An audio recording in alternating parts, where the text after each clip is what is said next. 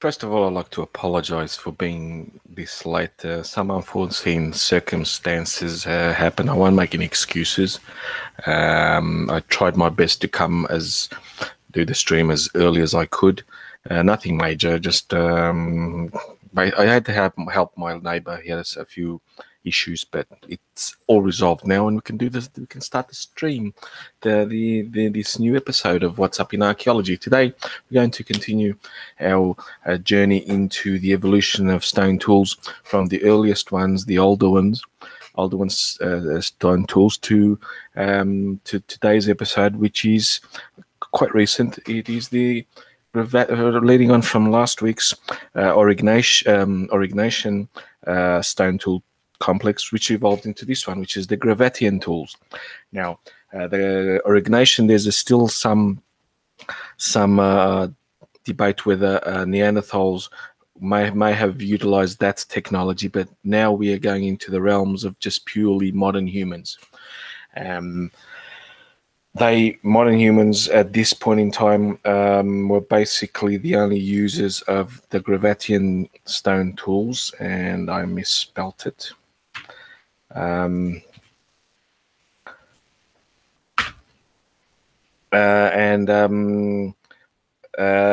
you can see now, it's another major step forward, new innovative tools, and also a greater expansion of art. So we're going to share the screen, and I'll talk into it. Present to anyone. Okay, now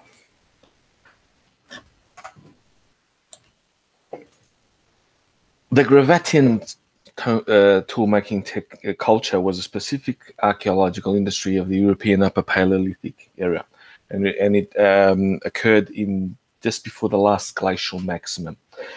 So the name comes from a site called La Gravette in the Dordogne region of France. That's near Bordeaux. That's the southern part, southwest of France, where they have the Bordeaux wine. There's a lot of the river, the Dordogne. I can never pronounce it this well. Dordogne River runs through limestone landscape, and there's a lot of caves system there. And once was where Neanderthals lived, then they were replaced by sapiens.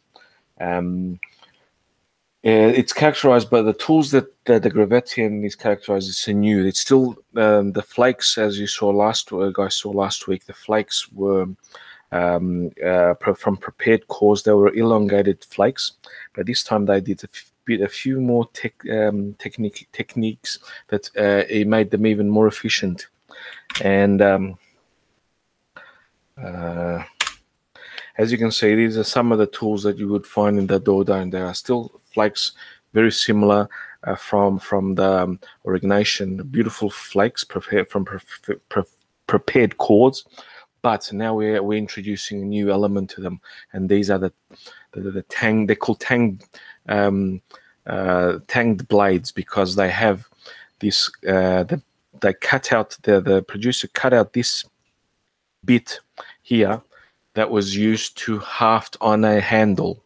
So they were basically placed in a handle. They made handles of it, and also arrowheads. Also, tang blades both sides. They were all still bifacially flaked, but now this the bottom part of the arrowhead, which is more characteristics of what we would call an arrowhead. They would be shaft. They would be put on the shaft of an arrow or a spear, because we know they use spears because of we have this period of time the use of an instrument called the atlatl, which is basically a spear thrower, which greatly increased the potency of the thrower and the power of the throw of the user. Here are some of the blades which have been cut off. These are all points, arrow points. they would have been, as I said, put on a handle or for example, or a spear point, etc. And the technique was used is very, very delicate because they would need to pressure flake after they produce the core, the blade itself. They would use, for example, bone implements or wooden implements to pressure flake small bits off it to shape it the way they want. They were also denticulated, sharpened the blades. Some of them here, as you can see, there's a few more examples, which extremely delicate. These are all flint flakes, and you can see the work that was done. They're usually on one side, so they'd be rounded off so I wouldn't cut the user. And you can see how small they're quite small. They're 3 centimeters. These are beginning to be microliths. I won't get too much into microliths, but that would be for the next episode, where the further closer to our time comes, the smaller the bladelets become, until we get to the term microliths.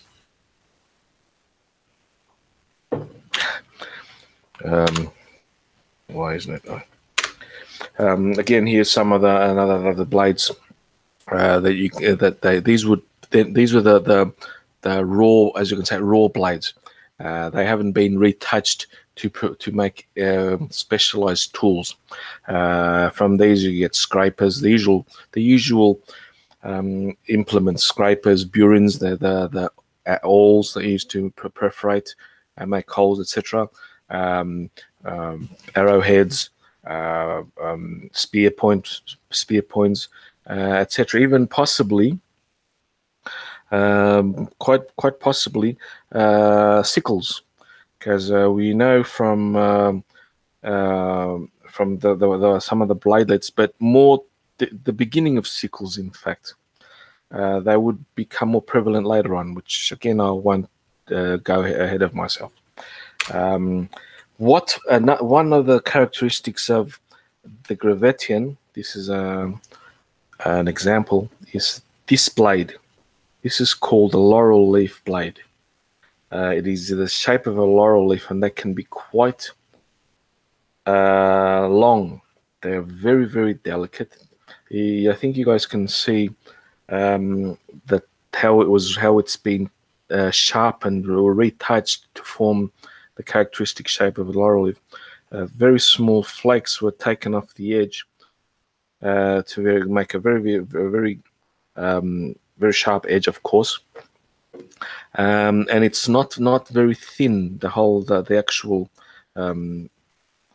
actual blade itself, the actual spear point. This was basically a spear point, and this period of time is famous for this because the work put into making something like this instrument, this is a work of art, but the work put into this is hours and hours, because you need to be very, very careful when you chip away just enough of the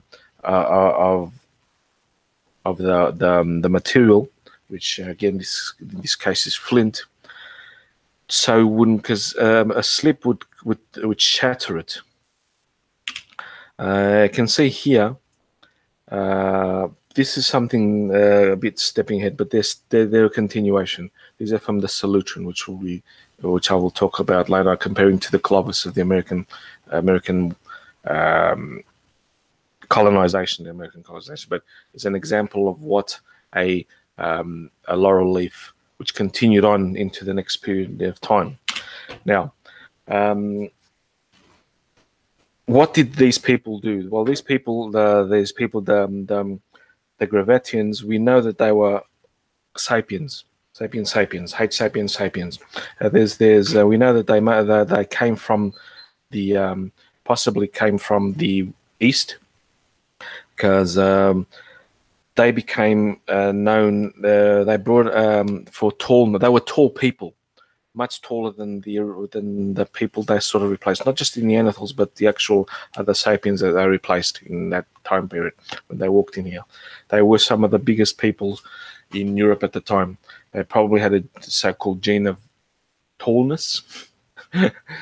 and they primarily hunted mammoths. They were superb mammoth hunters, and this is what they used to hunt mammoths. After it was mounted on a spear, because it's thin enough and it's strong enough, it would when they threw it with the spear thrower, because there are examples of spear thrower. I put in a link in the description of a lot of the artwork, the stone tools, and it's there.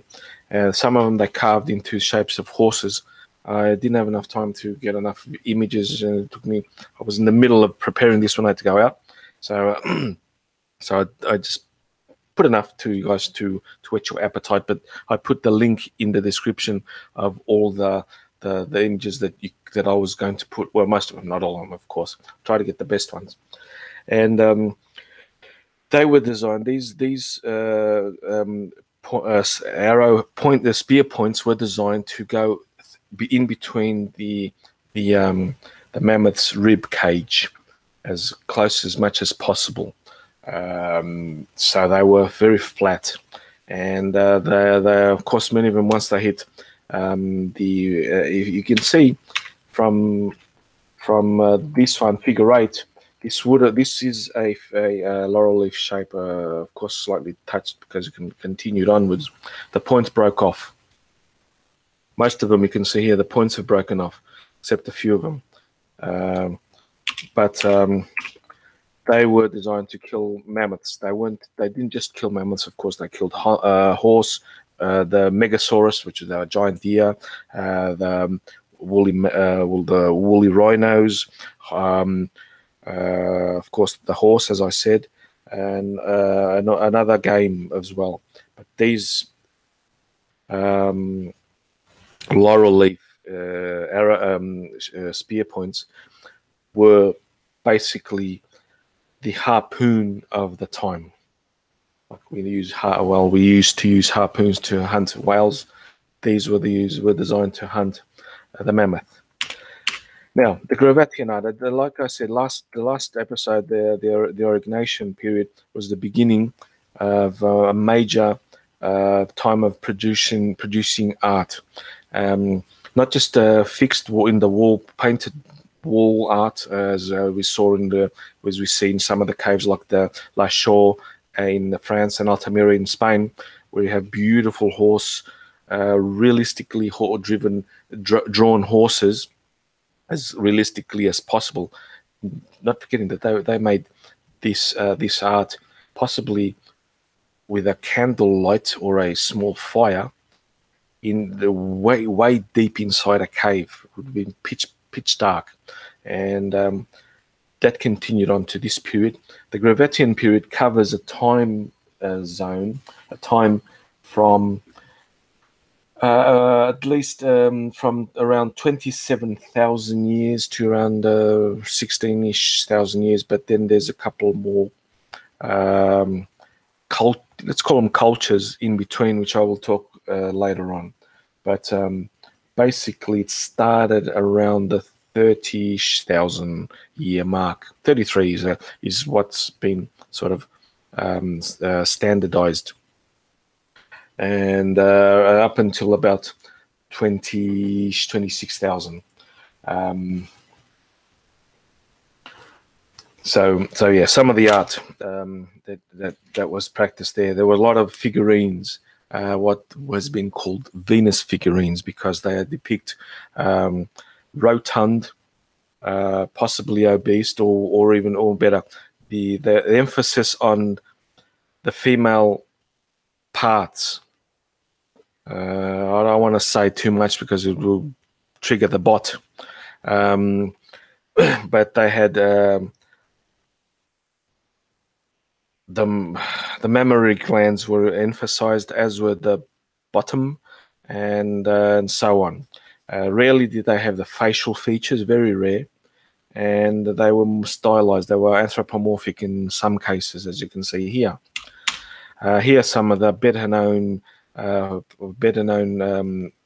quote-unquote Venus figurines and their location. You have in France La Poire, Les Puigues. You have in Switzerland Rossi and Balzi. In Italy Savignano, Willendorf. That's very famous. In the Czech Republic, Dolní Věstonice. Talked about that place before. It's a campsite, a more or less permanent campsite in the steeps. They're sort of steep. There's no caves there. The campsite was possibly built using hides and the tusks of mammoths, because the primary animal that killed in that site were the mammoths. And they also produced the first pottery that we know of. At least they fired not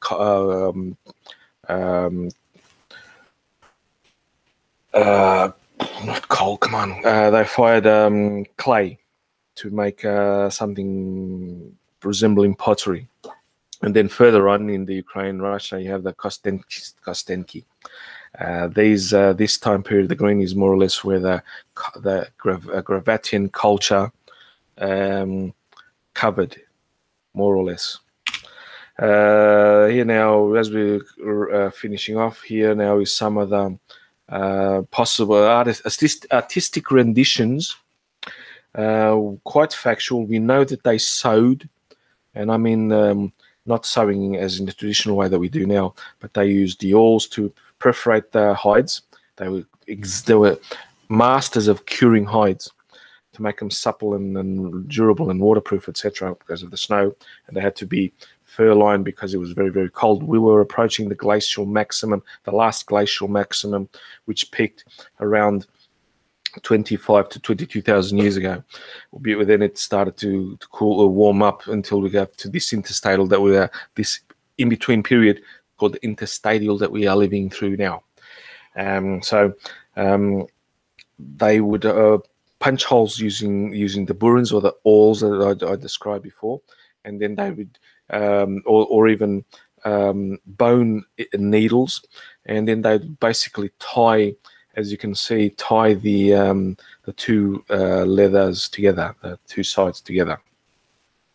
As you can see there, the tents, the abris, the tents were the hides plus mammoth bones, because in the steeps, especially in Dolní Věstonice, the steppes, there weren't any trees or very, very small trees, so they had to use the material that was available. And it was further south, possibly in France, you can see another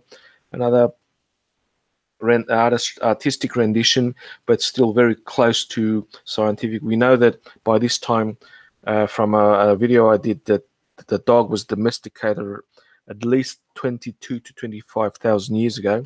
So this could have been in the Siberian one that I talked about, where they found two types of dogs for two different working dog, and more of a guard dog type pet animal. From the bones, they could see from the bones, and we can see from the bones from that. So this is a possible scene that's believable, quite accurate. There's nothing scientifically wrong with this picture. And we finish this today's show. I hope you guys enjoyed it. I'm sorry again for being late.